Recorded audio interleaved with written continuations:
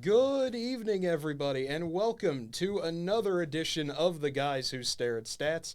I'm Cade Kennedy alongside Andrew Santangelo, and Andrew, we have a lot to get to and not a lot of time. So, as always, of course, the most important question of the day: how are you doing, Andrew? I'm doing all right. Pretty busy, homecoming week here. GAC opens up playoffs here tomorrow night, so just trying to get everything done here before the weekend. Yeah, it is a busy time. I mean, we've got a whole lot going on around campus, so let's just get right into it. Obviously, the big story of last night, the Phillies going down dropping a whole touchdown on the Astros, a big game. I mean, homers everywhere. Harper, setting the tone to start the game with a home run to make it 2-0. Just a all-around just blowout win for Philadelphia, exactly what you wanted to do when you get home. No, absolutely. And obviously, everybody's going to look at the Harper home run, but I'm going to take it a half inning further. I think Nick Castellanos sets the tone with something out of the ordinary for himself instead of as bad as defense. I mean, if Altuve drops in a single or if he dives and that ball gets by him, this whole game could be different. Instead, he makes a fantastic sliding, diving catch, gets the crowd going, first pitch into the game, more than they already were. And then Harper takes care of business, obviously, like you said, at the plate. So, I think, all around fantastic game. 5 home runs. You're probably not going to lose many games when you hit 5 home runs. You figure at least somebody's going to be on for one of them. And, get some runs. And that was the recipe last night. I think we'll see how Houston answers back. But, no, just a fantastic evening for the Phillies. And hopefully we're able to take care of business the last 2 at home. I would say it's just such a fantastic game for Philadelphia. And, like you said, Andrew, everyone's going to look at the Harper home run, set the game, this whole – great start. But, it was everybody. Baum, Marsh, Schwarber, Hoskins, everybody stepping up. It's one of those games you always dream of having, one of those right place, right time games. And, that's what the Phillies wanted, and that's what they got. Yeah, even for the pitching. Ranger Suarez goes out, gives you 5 shutout innings. Probably could have went longer.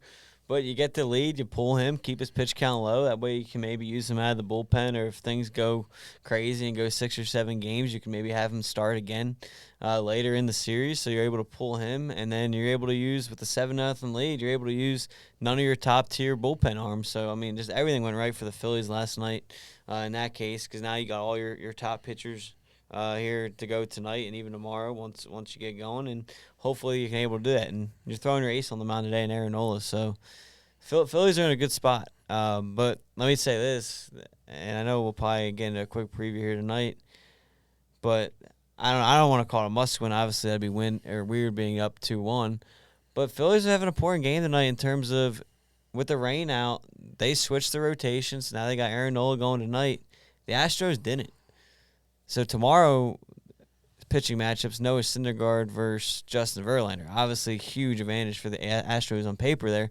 So if you go out and drop tonight's game, you're at 2-2, and then obviously, again, huge advantage on paper for the Astros there, and then you're in jeopardy at 3-2, more than ever just because of that matchup. So I think it's an extra important game for Philadelphia tonight too. It absolutely is, and that's what we're going to get into next. The Game 4 tonight at 7 o'clock. Christian Javier versus Aaron Nola on the mound there.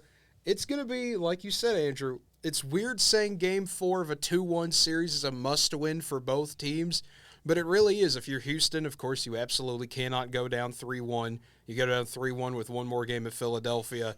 Usually things do not go well when you get in that situation. But if you're the Phillies, you don't want it to get back to 2-2 because with Verlander, if he comes out Game 5, Astros have a chance to go back home ready to close it out. Yeah, especially with all the narratives and everyone making jokes about Verlander struggling in the World Series, and he looked good for the first 2 or 3 innings in Game 1 before getting rocked later in the game. So he's a veteran. He's ready to go out there and prove himself again.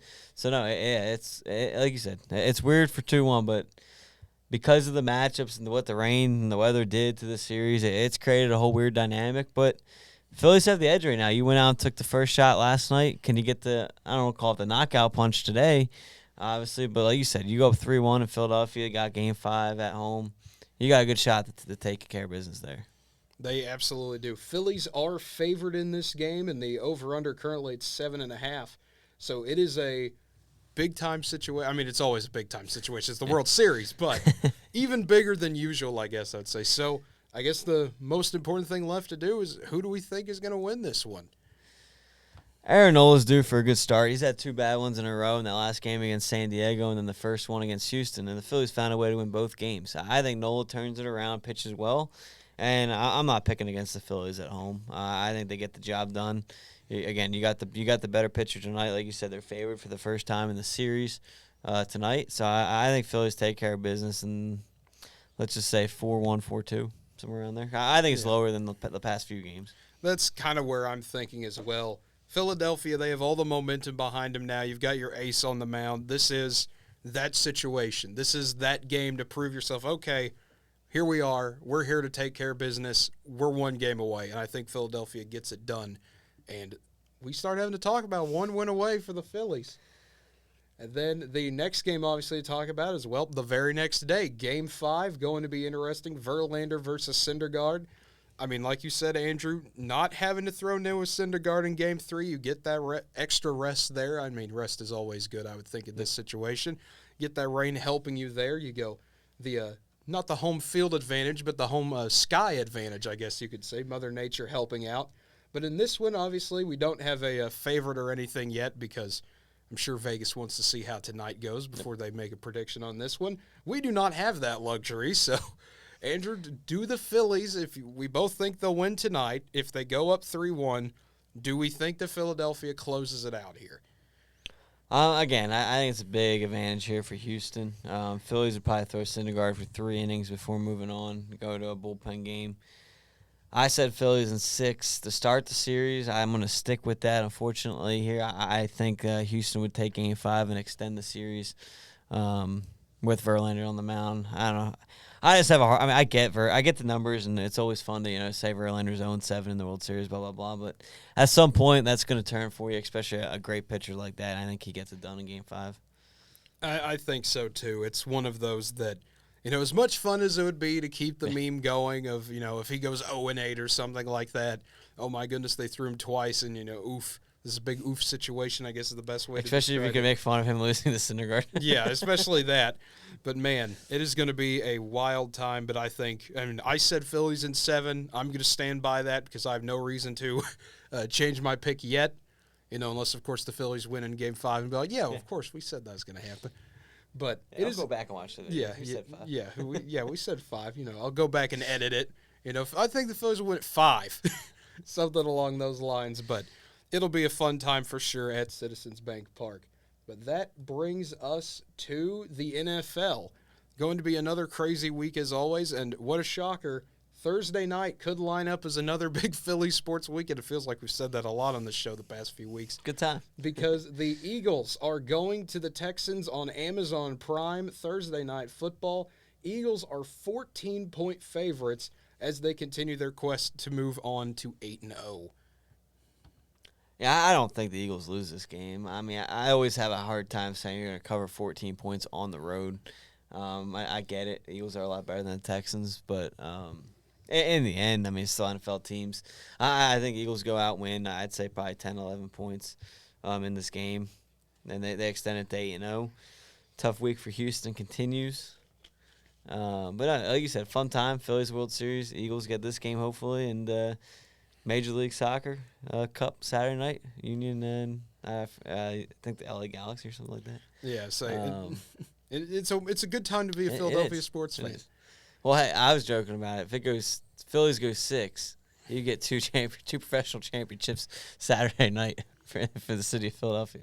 That'd be wild in itself. But it would. No, again, I mean Texans. Cooks is all mad now because he didn't get dealt at the deadline, so that's a mess in the situation itself. I do like Pierce though. I think as a running back, I think he's got a great future ahead of him as a rookie, and he'll get some good carries and stuff. But now Eagles win this game. Yeah, as much fun as it is sometimes watching the Texans attempt to hang around with someone way longer than we think they should, that's not going to happen here. I think that it's going to be the Eagles just taking it. It's going to be closer than everyone thinks for the first half. That's how all these Texans games seem to go. Everyone will go, oh, hey, look, anything could happen. And then Jalen Hurts will make a big play or something will go wrong for Houston, and the Eagles will take advantage of it. Philadelphia will win this game. The next one here, the Chargers and the Falcons. You heard that right. The Falcons, they're 4-4. They're 3-1 at home, and they're first place in the NFC South. That's since I really never thought I would say this year, but here we are. The Falcons and the Chargers, both with 4 wins playing against each other. Chargers are a 3-point favorite, though, going on the road to take on Atlanta. Yeah, I like the Falcons in this game. They've been taking care of business at home. They're finding ways to win games late. I know they got lucky with Carolina missing the field goal and an extra point last week, but in the end, they found a way to win. I'm pretty sure Cordell Patterson got activated off the IL this week. He's still a game time decision, but I think he's going to get I don't think he'll be his normal full game self, but I think he'll get some carries. That's going to be a huge rejuvenation for that team and for a 4-4 team. And I mean, listen, Chargers. I mean, I think they're a good team and everything, but they haven't been playing to. I think they're full expectations this year. So give me the Falcons at home. As much fun as it was watching that Falcons-Panthers game for, every once in a while as a Panthers fan, it was fun until, Eddie Pinheiro kind of forgot what he was doing out there, which, I mean, kickers, that's never a fun situation. It was fun because I was up here working on stuff. Let me say it that way. Coming home expecting to know the game was over, to see it in overtime, I was thrilled. Then I realized that they missed an extra point, and I was like, well, that kind of puts a little bit of a damper, but I think the Chargers find a way to get it done here. I think that they are the better team. Despite everything that has gone Atlanta's way, they'll make this a close game. Marcus Mariota can still just keep to this team in it, but he's not going to be able to get it done. If Cordell Patterson, if he comes back, that'll be a big boost, obviously, for the Falcons, like you said, Andrew. But this is going to be another close one. I think Atlanta, they'll have their moments, but I think the Chargers find a way to win. Real quick, I don't know if you saw this. My buddy just sent me. This is a little bit of breaking news, but it came out like a half hour ago. We're both kind of Big 12 guys. I know you're leaving us in the Big 12. But you see Gonzaga is in talks of joining the Big 12? I did not see that. That would be, I mean, everyone jokes about them not having a conference. That would be a good conference schedule. That would be kind of crazy. Yeah, we might add that on to the end of the show then, I guess. I'll leave it up. Yeah, so if we can get some more developing news on that, we might cover that before we get out of here. But the next one here to talk about, the Dolphins and the, I guess, renovated Chicago Bears. I don't know the best way you want to put that. They have Chase Claypool now. They acquired him in the trade from Pittsburgh. You got another weapon to throw to if you're Justin Fields. That's always a good thing to see. Can the Bears keep it competitive? They're 5-point underdogs at home against Miami. Yeah, I think they keep it competitive. I like the running back combination in Montgomery and Herbert. Mooney's a pretty good receiver. Like you said, they add Claypool. I don't think that's going to be enough to beat this Dolphins team. They look really good with Tua coming back. They're finding ways to win. I think Tua is going to be too much in the end for Chicago, but I think they do keep it close. But give me the Dolphins by 3. To me, this is one of those. The Bears are a team that every single week I look at them, I see something different from, and I don't know if I'm learning or not watching them. They're one of those teams, okay, they beat the Patriots. They start, okay, they're putting this together. Yeah. Yes, the Patriots didn't have a good week, but hey, that's the Bears defense doing what they should be doing. And then you go and turn around and have the exact opposite result against Dallas. You get beat 49-29. We'll see what the Bears do getting back home. I think, like you said, Andrew, they'll keep it close, but I still think Miami takes it. Miami, I still think they're that team of destiny. I think Tua's injury, of course, changed things a little bit. But something about this Dolphins team, I just like them. I don't know what it is, but they just look like a fun team, and I still think they're one of those sleeper teams you got to keep an eye on. That they're not there. They're not Buffalo level. They're not Kansas City level. But if you give them a shot, they can make it a game with anybody. Oh, I mean, we got receivers like Hill and Waddle. I mean, that just makes you a fun offense already with Tua throwing you. Yeah, it'll be absolutely fun. And the next one here, Green Bay taking on Detroit. Detroit, 3.5-point underdogs, and it's going to be another adventure. I mean, the Packers, 3-5. I did not think we'd be talking about a 3-5 Packers team this year. Aaron Rodgers listed as questionable for this game.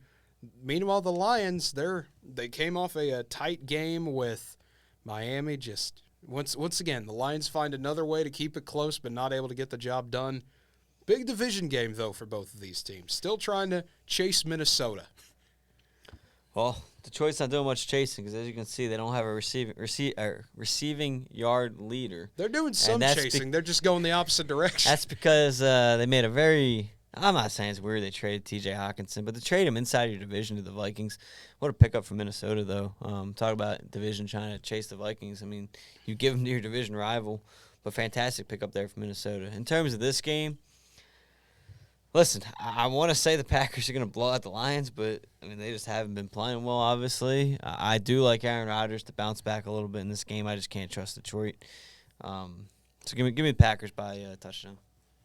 All right. I think the Packers find a way to win this one as well. Also, we got our chatter mentioning, congratulations, Andrew. Your name is in the paper for something about basketball seating earlier today. So, hooray. Your name is in the – good job, Andrew. Minor celebrity Andrew over here. That's probably season tickets there. Yeah, that's probably season tickets. So, always a good time to see someone's name mentioned. Yeah, you just got to plug that. You know, just have a Northwestern press release. And then also, by the way, Andrew also appears. Contact our assistant athletic director and his show that he also contributes to. But the Bills taking on the Jets here in this one. Bills 12.5-point favorites, and it's going to be a slightly improved Bills offense, making some trades as well, always improving. The Jets, they're coming off a game that I really thought that they would play better in against the Patriots. You get that 22-17 loss. I thought the Jets would play a little bit better than that. They had moments where I thought they could win, but they just let that one slip out of their hands. Yeah, they should have. I mean, they build their team off defense. You saw it in that Patriots game. They struggled mightily offensively. They went out to that 10-0 lead. Defense kind of kept them in the game for a while, but they just couldn't do enough offensively to kind of put that final punch to the Patriots, and they were able to come back and win that game. So, I don't know. I think Jets might have an answer for Allen a little bit early in the game, but, I mean, Bills are going to take over there and make changes, get the run game going with Singletary and then Allen and Diggs will do their thing. I do think Jets cover, though. I will say that, but give me the Bills by 7 to 10 points. Yeah, the Jets, we've talked about it, Andrew, the home field disadvantage, mainly for more of a playoff thing, and it impacts the Jets as well. They're 1-3 at home this season. Make it 1-4. I think the Bills find a way to get it done. It's the Bills. That's all you got to say about half their games. It's the Bills. Look at all the talent they have on that field. The next one here, the Vikings taking on the Commanders. A lot going on with the Commanders this week. You've got Dan Snyder. We've seen maybe he'll sell the team, maybe he won't. That seems more and more likely by the minute as we're doing our show today. I saw something before we got on the air possibly about him getting possibly asked by the FBI or something, or somebody's coming down on Snyder. So a lot going on. It seems like the world's starting to close in on him. But for the Commanders, they're just sitting pretty at 4-4, just trying to find a way to get in. But Minnesota, 6-1, they're on a roll. They are miles and miles ahead of everybody in the NFC North. And the Vikings are 3.5-point favorites here against the Commanders. Yeah, I think Washington, they're doing, I mean, usually I'd buy into a little bit of a distraction there with the Snyder stuff, but, I mean, it's been going on for so long. They've obviously clearly pushed it to the side. I don't think it's going to be much of an effect at this point. The big thing is, I don't think, I mean, that Washington defense isn't bad, though. We'll see what they can do against Dalvin Cook, Justin Jefferson, and Kirk Cousins. But in the end, I think the Vikings are going to be too much. I mean, that offense is a lot better than Washington's offense. Defenses are pretty close. So give me the Vikings. I'll say 21-10. Yeah, Minnesota's going to win this game. I think the Commanders will put up a fight for a little bit. Heineke, I mean, I always like Taylor Heineke. I think he's a fun quarterback to watch. He's not always the best, but hey, it's hard to win with your Washington. That's just something that they've always struggled with. It's just really, it's just one of those weird teams, man. I don't know what's always been wrong with the Commanders. Maybe when Snyder gets ousted, they'll find a way, but like you said, Andrew, with all the distractions and stuff, it's not that much like we thought it would be. I mean, like you said, Dan Snyder, this has been going on forever now, but it still won't matter. The Vikings are going to get the win here.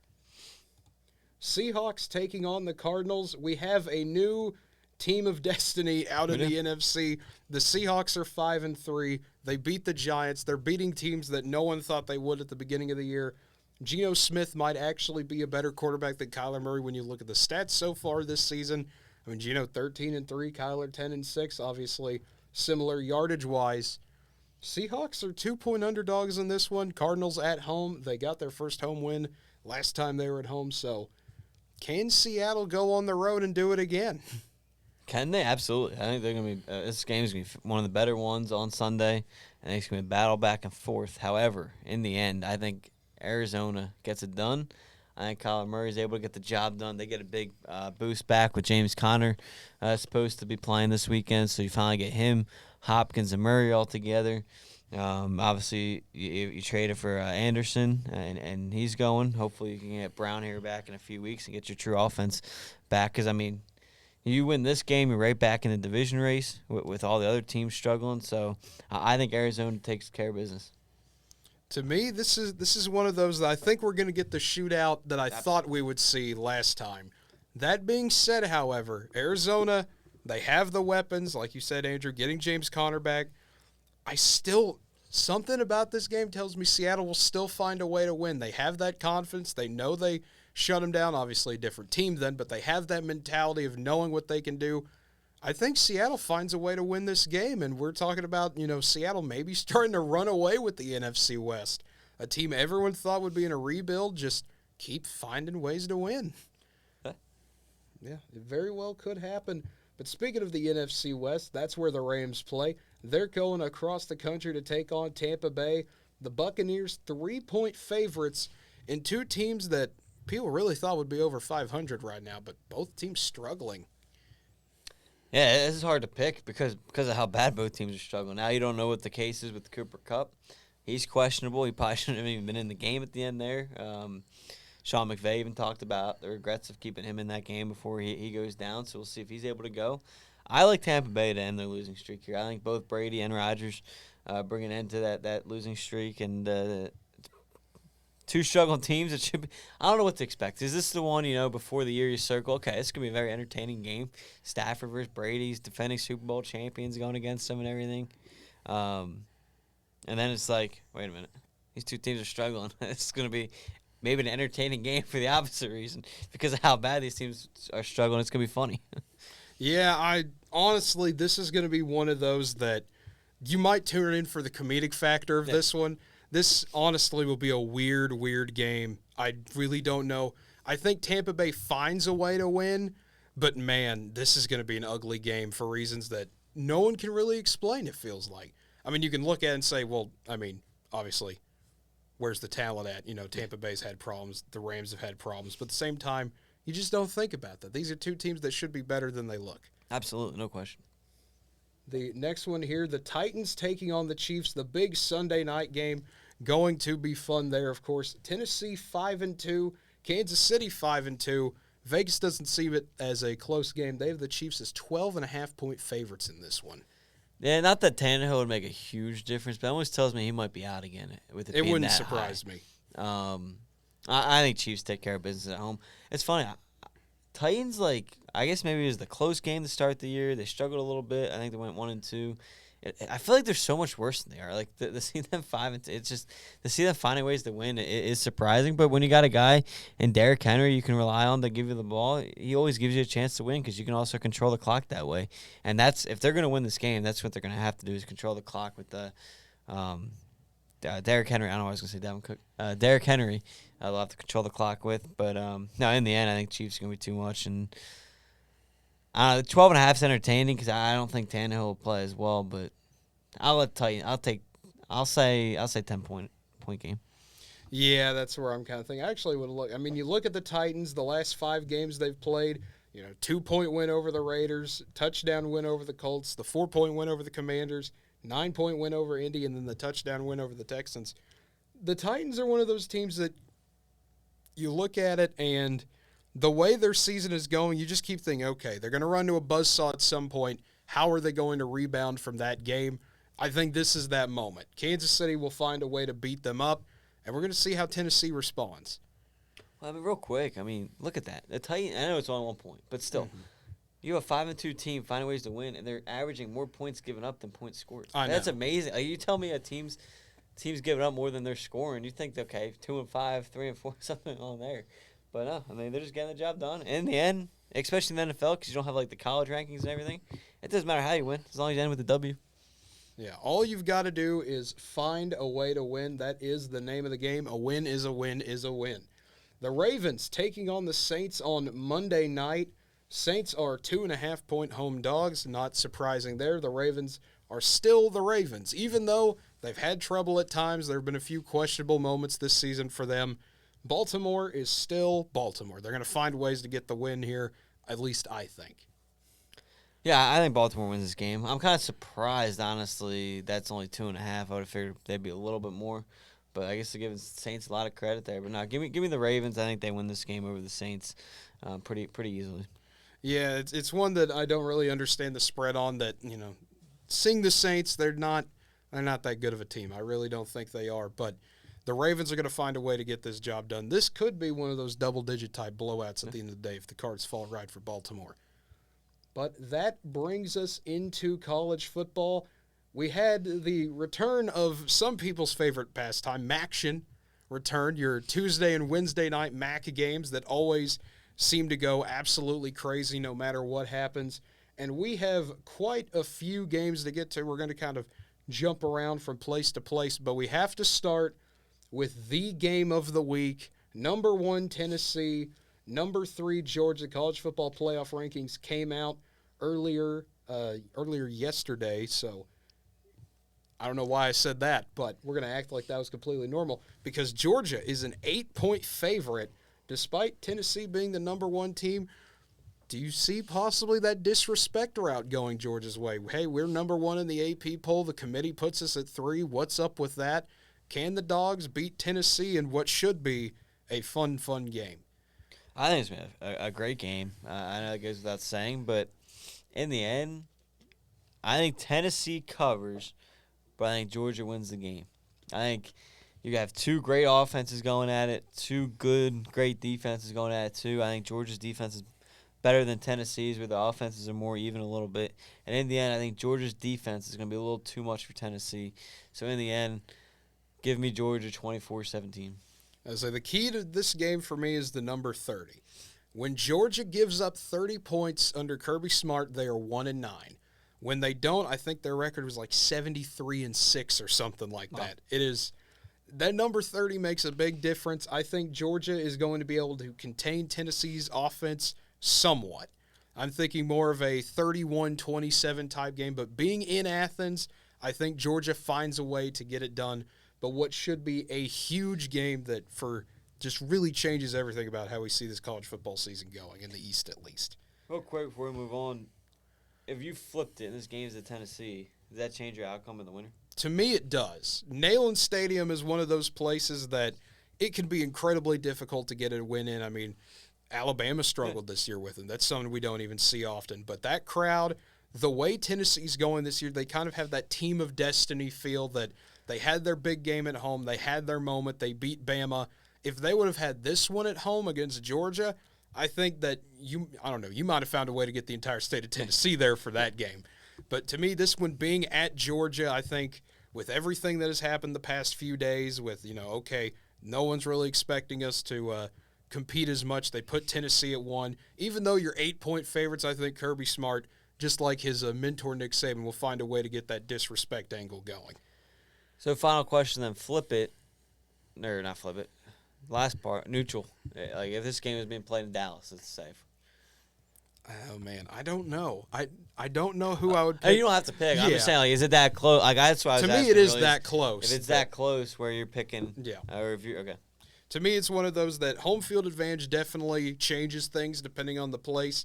At a neutral site, I don't know who I'd go with on that one. That would be one that it'd be a lot of thinking involved.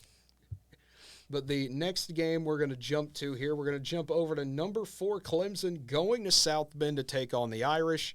Going to be a massive game there, but if you look at that spread, Clemson only 3.5-point favorites in this one. Notre Dame, they got the big win over a top 16 or a top 20 Syracuse ranked number 16, 41-24 last week. Are the Irish, despite everything that's happening, finding a way to turn this season around? And if so, can they keep that magic up against Clemson? Yeah, no, they've definitely fixed their season. Credit to them and credit to the coaching staff there as well. But in the end, I think Clemson's going to be too much for them. I do think the reason why you're only seeing 3.5 is we've seen Clemson struggle the last few weeks. You're down most of the game against Syracuse. You only beat Florida State by 6. So I think you are seeing struggles out of Clemson. But in the end, I think they're going to be too much for Notre Dame. To me, this is one of those weird games. This is one of those teams where Clemson at home and Clemson on the road are two completely different teams. They absolutely are. You look at what Clemson did against Wake Forest. You look at what they did against Boston College. You look at what they did against Florida State.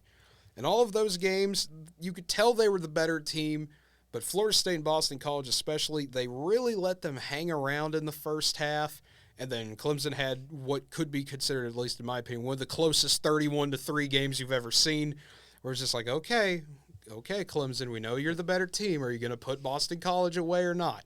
And they finally did, but Florida State, same thing. Okay, it's 17-14. We're almost to halftime. You're clearly better than them. You're way more talented. Okay, Florida State turned it over. Okay, Clemson scores. You get up 34-14. You let Florida State come back into that game and almost give them a shot at the end. To me, Clemson's going to have to fix that because Notre Dame, they're going to play to their opponent's level. They did it against Marshall and got beat. They did it against Stanford and got beat. But they did it against Syracuse and won. They're going to find a way to play to Clemson's level. They have to be ready for that. But I think at the end of the day, Clemson will still find a way to get the job done, and the Tigers move to 9-0 on the season. But it should be a fun one on a Saturday night in South Bend. The next one we're going to go ahead and jump to is Alabama taking on LSU. I did not think this would be a top 10 matchup in Death Valley. LSU was 15 in the AP poll, but moved up to number 10 in the playoff committee poll just in time for this game. So a fun battle here. Number 6 Alabama, number 10 LSU. Tied are 13.5-point favorites in this one. Yeah, I think LSU covers. I think Alabama's going to find a way to pull off the win. But I do think LSU covers that. I like them at home there to do that. I mean, we know why they're 10. Had to get that top 10 matchup for Alabama first. But, no, I mean, LSU's been just a weird team. They've been so up and down this year. We talked about them on the show before. One week they don't look too strong. Next week they come out and fix things within a week. So I think LSU gives Alabama a game for sure here. But in the end, I think Young's going to be too much, and he gets the job done. I think so, too. Alabama, to me, they're a team that they're still trying to figure it out, which is weird to say for Alabama. They beat up Mississippi State 30-6 last week, trying to get back from that game against Tennessee. I think that bye week really did help both teams here. LSU, of course, building off that Ole Miss blowout win they got. I think LSU will come out swinging with everything they have. This is going to be a close game for 3 quarters, but at the end of the day, when Alabama needs something, Bryce Young will make a play when they absolutely have to, and Alabama gets the win in Death Valley. And then we get a battle of Alabama-Ole Miss for the SEC West. But the next one to talk about, it's Big Noon, featuring, surprisingly, neither Michigan or Ohio State. Texas Tech taking on TCU, the Big 12 getting that Big Noon slot, and the Frogs are 9.5-point favorites. This is a bit of an interesting game, not in terms of even the matchup itself, but in terms of everything going on around it. Back in, I want to say, I know it was definitely preseason, Texas Tech fans were trying to buy up as many tickets as they could to this game, trying to have another takeover type game like you saw with the Texas basketball game in Austin. TCU started trying to make them pretty much get rid of their tickets. They were trying to block anyone from West Texas or the Texas Panhandle. So we're going to see what happens here, how many Tech fans still make that pilgrimage to Fort Worth. And if so, can they make it a little bit more red and black than purple and white? We'll have to see. But the game on the field, the most important part, because TCU is 8-0. They're 4 games away from that undefeated regular season, something they could not do in 15, something they could not do in 14 when they were in this position. Yeah, I think TCU gets the job done. They're going back home here after a tough, gritty win against West Virginia. They get the job done on the road. Now you're going home, getting your crowd behind you. I think TCU takes care of business and wins by double digits. To me, this is going to be a fun game because Texas Tech, they're coming off getting blown out by Baylor 45-17. TCU is still trying to find ways. This is going to be a game where TCU, I think they're going to feel disrespected with that 7th ranking. They're going to show it because they are going to have to prove that they can blow somebody out. As much as weird as it is to say about the Big 12, TCU's going to have to prove they're the better team and have a wire-to-wire type of win. And I think TCU can do just that. They might struggle in the first drive or two. That's still, that's football. You're going to do that the first drive or two. You're still trying to figure teams out. But I think TCU gets a big win here, and the Frogs move to 9-0. The next one I want to bring up is Texas and Kansas State. Wildcats coming off a blowout win of Oklahoma State that I don't think anybody saw coming. But Texas still a 2.5-point favorite in this game. Horns getting in at number 24 in the college football playoff ranking. I like the Wildcats in this one. They got a lot to prove in this one, too. You don't want to go out and lose this game, take a second conference loss, be back jumbled down in that mix. I think there's 3 or 4 teams there with 2 losses in the Big 12. Obviously, OSU, Texas being some of them, so you don't want to drop back down, create a whole mess with the tiebreaker situations. And I think Kansas State takes care of business at home. The run game's coming off a phenomenal job. Obviously, it goes without saying when you see the score, the defense played outstanding in that game, creating a couple turnovers. And I think they do the same thing to Texas in terms of that style of win. I'm not saying they're going to go out and win by 48 points, but no, I think they get the job done at home in Manhattan. And we'll say Kansas State by 7. I'd take Kansas State winning by 48. I'd appreciate I'll take it. I'm not going to predict it. Yeah, I wouldn't predict it either, but I'd appreciate it. I think Will Howard, he suits this Kansas State team better than Adrian Martinez does. I didn't think I would say that at the beginning of the year, but you look at what Kansas State was able to do. Deuce Vaughn's going to have a big day. Will Howard's going to have another big day. Malik Knowles will make another impressive play somewhere either on special teams or at receiver. And I think they're going to get to Quinn Ewers. This Wildcat defense, they're going to be able to just fly past that Texas offensive line at times, get some pressure on Ewers. And you saw what happened when they played in Stillwater. Texas could not get anything going. 19 for 49, that was the number Ewers had. It's not going to be that bad, but it's not going to be pretty. I think Kansas State finds a way to force Texas into a lot of mistakes. I think Kansas State wins this one by double digits. All right, I'm for it. And the next one here, Oklahoma State going to Kansas. A little bit of an interesting game in that no one really knows who their quarterbacks are for this game. There have been rumors that Jalen Daniels might come back for Kansas. Jason Bean, of course, would be the starter if Daniels doesn't play. Bean's been having snaps the past few games. But Oklahoma State, at least what I've seen today, and I'm not going to say these are credible by any means, but the rumors are starting to flow that Spencer Sanders may not play in this game. You might have Gunnar Gundy starting. They're saying, hey, we want to see our other quarterbacks maybe. No one knows what is going to happen for either side here. Vegas reflects that. Oklahoma State only a 2-point favorite going to Lawrence. Yeah, I mean, you don't know what you're going to get out of this Oklahoma State team, and I've been saying it all year, and I will continue to say it. Oklahoma State lost one of, if not their biggest weapon last year when they lost Jim Knowles. I mean, I don't think people realize or give him enough credit for the job he did at OSU. I think you're seeing it with the defensive issues this year. He bailed out the offense and the team so much last year, and I think it's a huge difference this year. And I mean, you're giving up 31 points a game this year, and I mean, look what he's doing at Ohio State. He turned that defense around. That was their biggest issue last year. He's turned that defense completely around over there, and I mean, look what they did to Penn State this past week. And I mean, credit to Jim Knowles for continuing to do those things, but I think you're seeing it again. And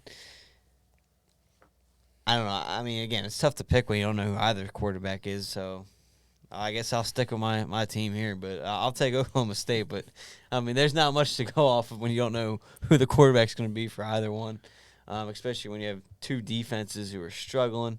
You have 2 teams that come in dropping 2 of the last 3 games and all 3 of their last 3 games. So 2 struggling teams coming into this.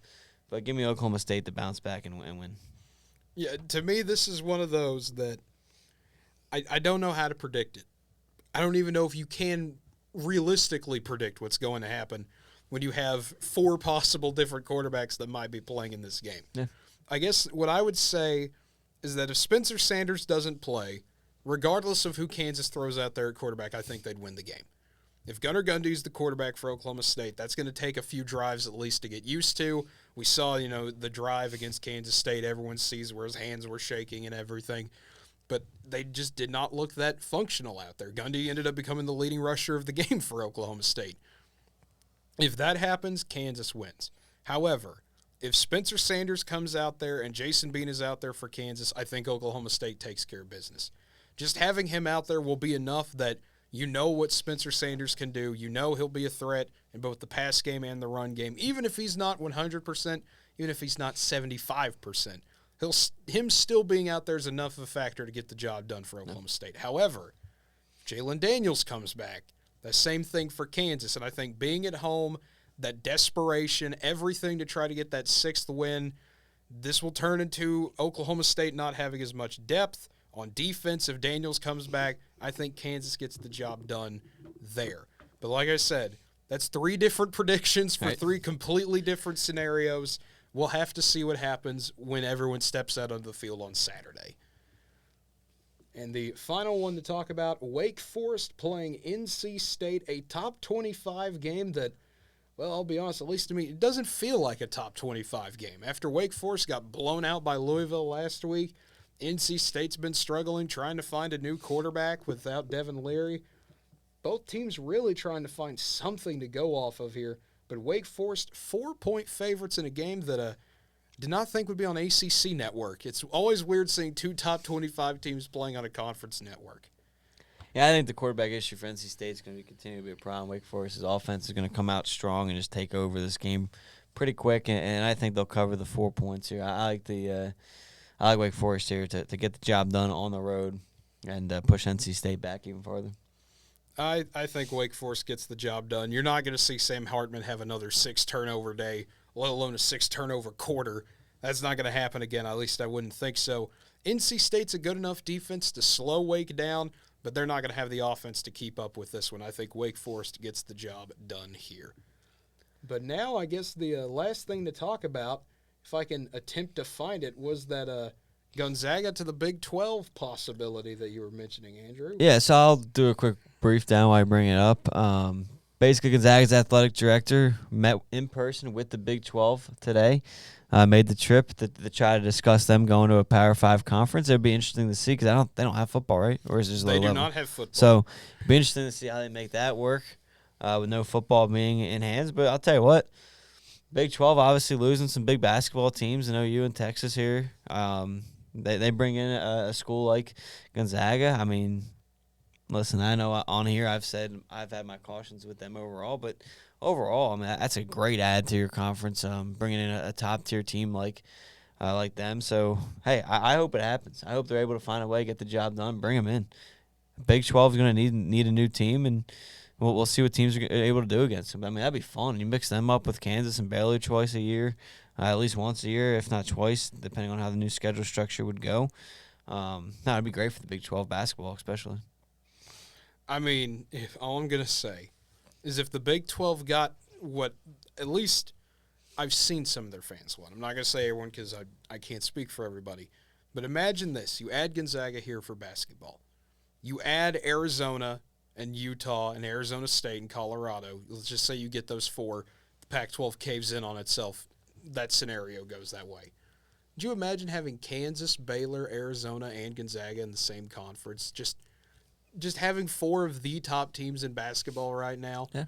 That would be an absolute just bloodbath. Every single year, you would have something new coming on. And the thing, I guess, that I also want to see, what do you do? Do you try to add maybe another basketball-only team? Do you try to maybe see, I wouldn't say Wichita State because I'm sure Kansas and Kansas State wouldn't like that. But I don't know, maybe a Creighton, maybe someone try to pull away from somewhere else, or maybe you find another up-and-comer somewhere. I do think this would be the start of the Big 12 switching over to basketball, and I think that's due to the loss of OU in Texas. I think this would be the start of that transition. To your point, if they could steal somebody, you look at Creighton. But here again, this comes down to the interesting thing, especially with Gonzaga and having football, is are they going to be more open to bringing in teams like that? Because everyone else you just mentioned, while they're great basketball, they all have football too. So that's going to be interesting. One team, and I don't know if they'd ever leave, but a team I'm a fan of, obviously, Villanova. They're a school who have a football team, low-level D1, obviously, the whole thing. But they've always been trying to move up to that next level. Maybe that's their way in.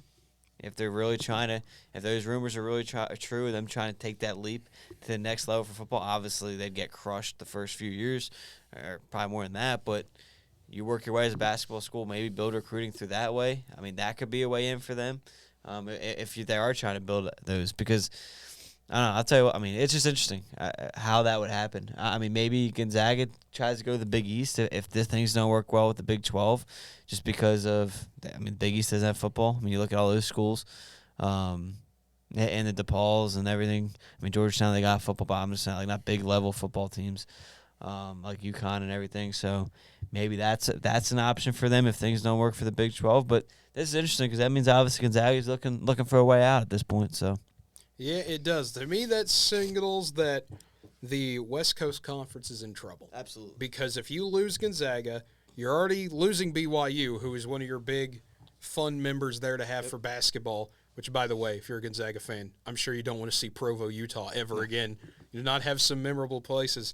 But also, I want to say, if you're the West Coast Conference, what in the world do you do? Do you try to go poach someone from the Big West? What do you do there?